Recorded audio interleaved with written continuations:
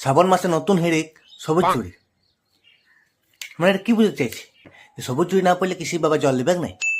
আর শিব বাবা বারণ করেছে যে তুই সবুজ চুরি পড়িস নাই, আয় তুই জল নেবো নাই, সবুজ চুরি পড়ে আইগা তবে তুই জল নেবো না। ভোলে বাবা বলেছে তুই সবুজ চুরি পড়িস নাই, তোমাকে ছবি নাই, শুধু তুই জল ঢালবি না। ভোলে বাবা বলবে তুই সবুজ চুরি পড়া নাই, এক বার করে দিয়ে এক আগে বছর ডাকবে, এখন কোনো ব্যাপার আছে?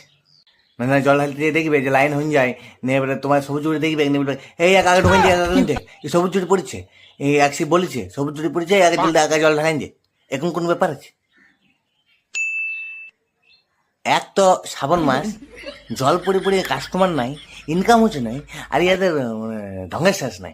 সবুজ চুড়ি কাল বলবে হলুদ চুড়ি চাই, কাল বলবে এই চাই, আর হলুদ চুড়ি মানে ইয়ার কি হয়, প্রতি মাসে এদের কিছু না কিছু আছে, এই তো খরচার জন্য মানে